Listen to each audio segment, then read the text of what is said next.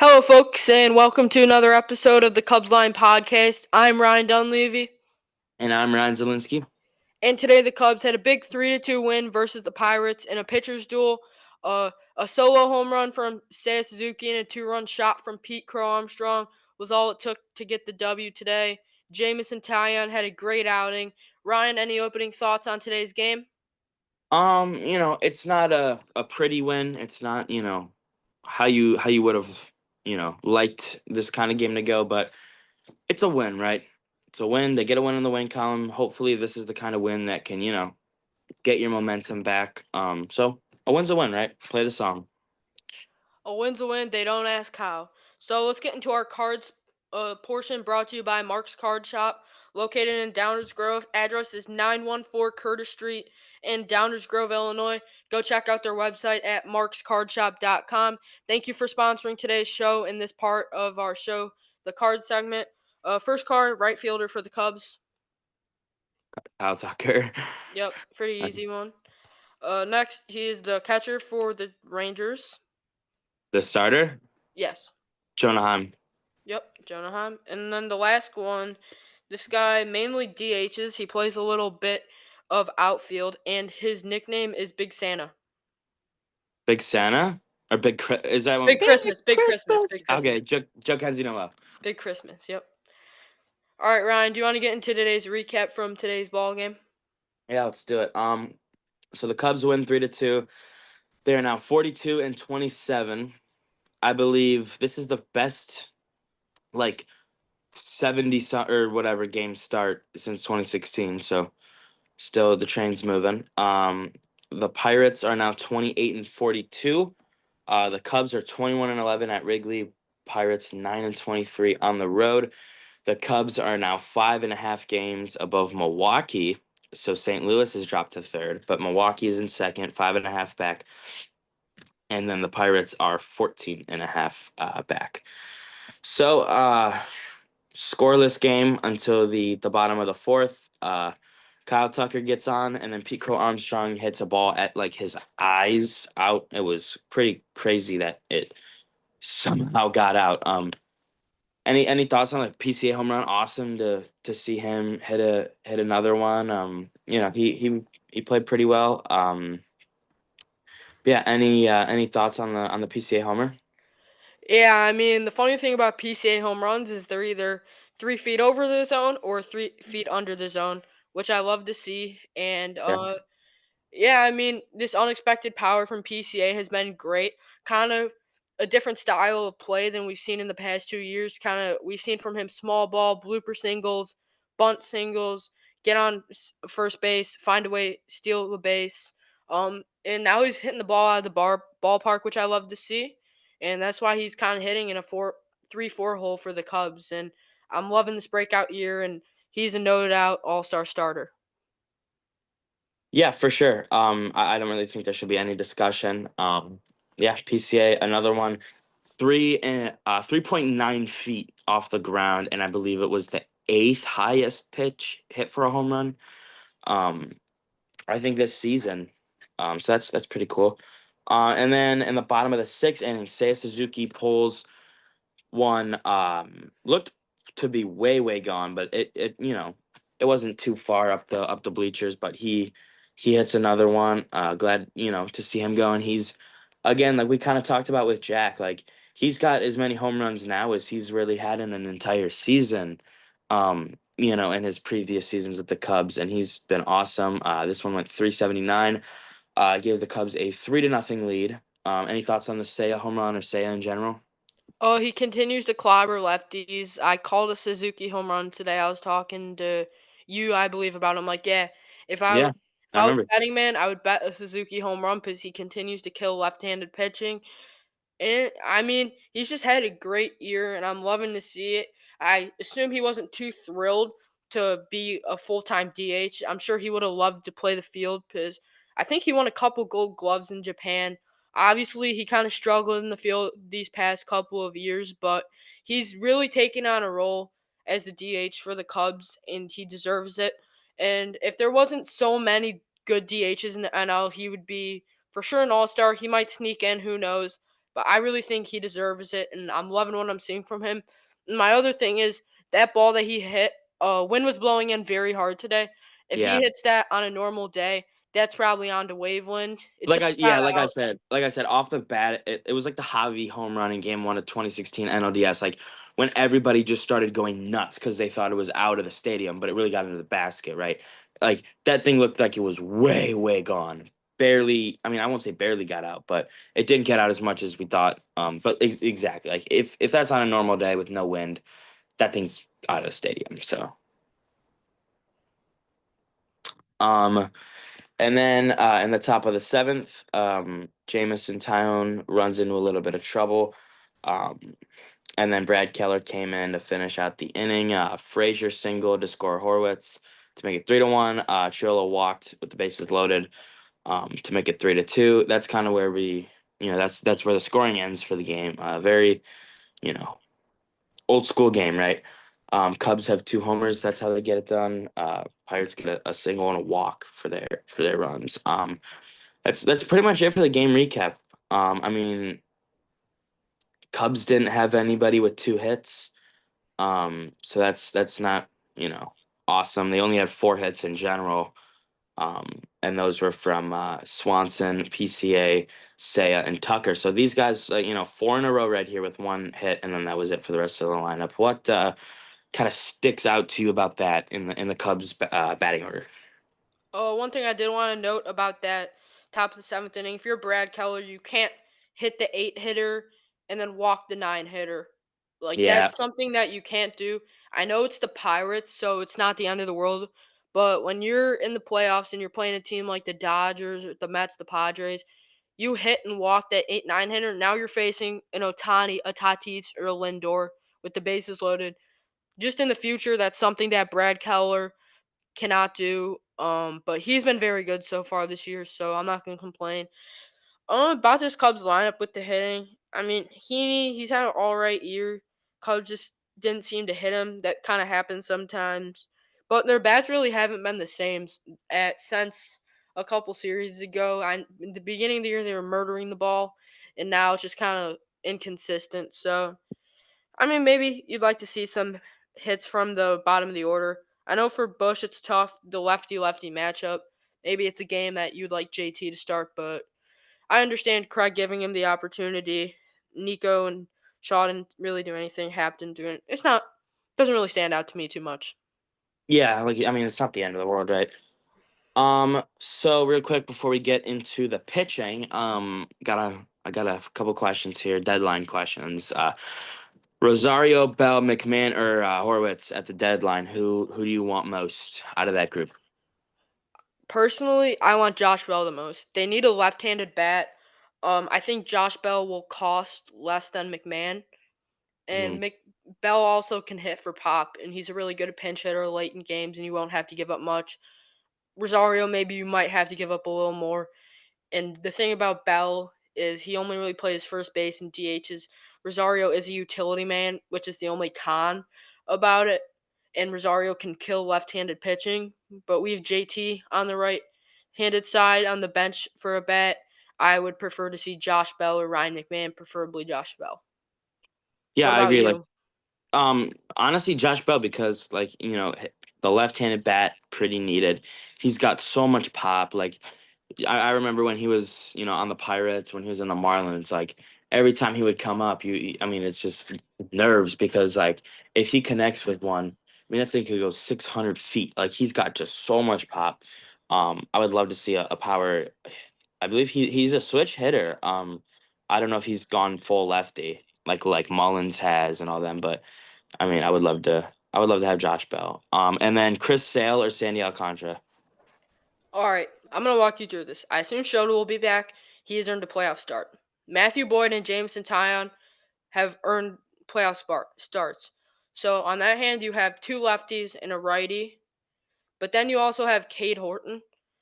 But preferably, I would like to see them get Sandy Alcantara because I'm sure they can extend him and get him under some control. Sale's kind of coming to the tail end of his career, so I don't know how many years the Cubs will get out of him. Another thing, kind of balance it out: two lefties, two righties. I like that better than kind of overloading on lefties, and then you have to play a team that hits left-hand pitching really good. And You you're could in kind of trouble. play the matchups. Yeah. Yeah. So preferably, I would like Sandy Alcantara. I would be thrilled with either, but Alcantara would be my pick. What about you? Well, something that stood out to me about what you said is you said, you got Cade Horton, right? And I love Cade Horton, but it kind of comes down to who would you rather start, game 4 of an NLDS, Cade Horton or Sandy Alcantara? Obviously, Sandy's not going to be the 4, but would you rather have Cade Horton or a Tyone or a Boyd or someone like that, right? So I Kind think of you got building to. off that, I have a question for you. Boyd and Tyon have had 2 great years. Shota has looked good, from what we've seen from him, but we don't know how he's going to be coming off an injury. But he had a great year last year. And Sandy Alcantara, we know he's an all-star pitcher, great. Who do you give the ball to in Game 1? Well, I honestly would say right now Shota, but we haven't seen him. So like, if Shota didn't come back, we'll say I honestly say Matthew Boyd. I trust him the most. He's just been locked down for this team. I would go him game 1, tie on game 2. But I do want to say one thing about Shota coming back, and obviously it's not the same injury, it's not the same situation, but just remember Marcus Stroman, how good he was, and then got injured, came back, and what happened? Right, he got shelled. We traded him. He's just been terrible since. So I'm not saying that's going to happen to Shota, but it's just something in the back of my mind that's kind of like, oh boy, I hope this doesn't happen.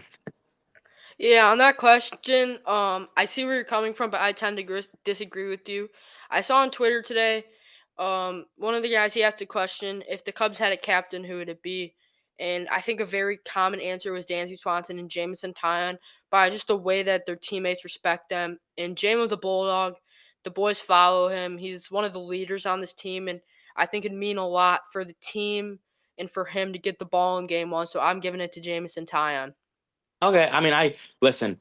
It's not like I'm not saying Tyon, right? It's a very hard question. I tend to side with Boyd, but I mean, I could completely see where you're coming from. So, we won't argue about that too much. So let's get into the pitching now. Um, for the Cubs, Jameson Taillon gets the start. He goes 6 1/3, gives up 4 hits, 2 earned runs, 2 walks, 7 strikeouts. He threw 92 pitches, 57 for strikes. So not completely where you want that to be, but um, then Brad Keller came in, two thirds of an inning, no hits, no earned runs, 1 walk, 2 strikeouts. He's got a 1.95 ERA, so that's really good to see. A good sign. And again, like we've talked about, he's been really good. And then Palencia comes in the eighth for an inning. No hits, no earned runs, no walks, a strikeout, 15 pitches, 11 for strikes. So he continues to, or I mean, his command was good tonight. I won't say he continues because he's had a little bit of a struggle with that. He's got a 1.88 ERA, and then Ryan Presley gets the save, an inning, a hit, or sorry, no hit, an inning, no hits, no earned runs, no walks, no strikeouts, through 6 pitches, 5 for strikes. He's got a 3.81 ERA. Let's talk about Presley for a moment. I mean, I believe we talked about it, what, Tuesday? About like, oh, Yep. I still don't know about Presley. Like, do you still trust him in late situations? Like, you're putting him in blowouts, but I don't necessarily think you can still put him in moments where, you really need a big outing. And he showed up. So, what is your thoughts about Ryan Presley tonight? He looked good tonight, but I'm wishy-washy about him. I mean, he is a veteran. He's won a World Series. He knows how to pitch in those big games, but at the same time, he's not the Ryan Presley in his prime. I would personally trust a Palencia or a Kettler more. Yeah, I agree with you. I'm not gonna shy away from his good save tonight because again, a 1 run. They had a 1 run lead, right? Any hiccup and it's tied. So I'm not gonna say that he didn't pitch well, but I wouldn't necessarily trust him over Palencia. And then for the Pirates, Heaney got the start. 6 innings, 4 hits, 3 runs, all earned from home runs. No walks, 7 strikeouts, 76 pitches, 54 for strikes. So he threw 16 less pitches than Tyone and only 3 less strikes. So his command was on tonight. 3.33 ERA for him. Matson came in with an inning and a third, no hits, no runs, a walk, a strikeout, 20 pitches, 14 for strikes. He's at a 1.17 ERA. And then Baraki finished the job with just a third, getting an out, no hits, no runs, no walks. He got a strikeout. Only 2 7 pitches. He's now got a 4.94 ERA. So what kind of stands out to you about the Pirates pitching? They pitched well tonight. Other than the two homers, like they kind of shut the Cubs down. Oh yeah, I mean they fired a lot of strikes in. Their command was on point. They got a lot of outs. They did their job. Yeah, I mean that's all you got to do, right? Do your job. Um, so I'll tip my cap. They pitched pretty well. So now we'll kind of, or I'll ask you this. Do you think the Cubs' identity this season should be built around the pitching and the defense, or do you think it should be built around the offense, like toward the deadline? As we approach the break and then the deadline. This is actually a very good question because I think a lot of people's answers a couple weeks ago would have been hitting 100%. But now the way that they've been playing, the pitching has been on point. Honestly, I still don't trust this pitching staff enough. They've looked really good in the regular season, but there is Not playoffs. nothing Yep. like when the entire stadium is standing and A, shouting your name for the entire game. a chilly Wrigley night, right? It's nothing like it. We haven't seen enough of these guys pitch under the bright lights. So, but on the hitters, we have a lot of guys who have playoff experience. Justin Turner, Kyle Tucker, Dan Swanson. I can go on. A lot of guys that have rings on their fingers. So Yeah, I'm still gonna say hitting 100%. yeah. Like as much as I don't really like Justin Turner, as like a clutch guy or as like a guy to rely on. As we get toward October and in October, like he's been there, he's won, he knows what he's doing. Like I wouldn't mind him starting 2 out of the 4 in the first round, like or pinch hitting late, coming. You know what I mean? Like because he's an October guy. He killed the Cubs in the 2017 NLCS, right? Any thoughts on what JT could bring to the table in the playoffs? Yeah, I mean he's a leader. He brings a lot of camaraderie, as we've seen tonight after that Suzuki home run celebration. I found that pretty funny. Yeah, Um, but yeah, he's a great clubhouse guy. He's a leader. He helps mentor a lot of these young guys. And on the baseball side, he brings a lot of big at bats. Look at on the opening day, whole stadium is on their feet. Big pitch. He gets a ball. The shortstop made an unreal play, he but like the shortstop fields it, like trips over, falls down, and he's almost out. It was so funny to watch. We were down the first base line, and I remember being like, "Boy, he might not beat this throw out." it was a It good was, ball though for sure. Not a yeah, lot of shortstops make that play, so yeah. he can bring a lot of clutch at bats and just big at bats. He knows what it's like to be in the postseason. He's won a World Series before, and I trust Turner. Yeah, me too. So now we will, or I'll ask you, who's your player of the game today? Kind of a tough question, actually. Nah, nah. Jameson Taillon, Yeah, nah, I was gonna say, no doubt. yeah. But on the same note, I want to ask you, what what do you think the Cubs' identity should be? More of a Oh yeah. defense and pitching or offense? Well, I just, I wish I could say both, right? But you bring up a good point, and not a lot of these guys in the bullpen or in the rotation have really had the big moment yet in the playoffs. So I think you need to add a few like playoff proven arms. You can add a bat or two, but I would really focus on getting, a playoff proven rotation or a playoff proven bullpen first. Yeah, I agree. But on the players' game note, it's when it's a 3-2 ball game, it's hard not to give it to the winning pitcher. I mean, 6 1/3, 4 hits, 2 runs, 7 Ks. It's hard not to give it to Jameson Taillon. Do you agree, or do you have someone else in mind? I mean, I agree with you.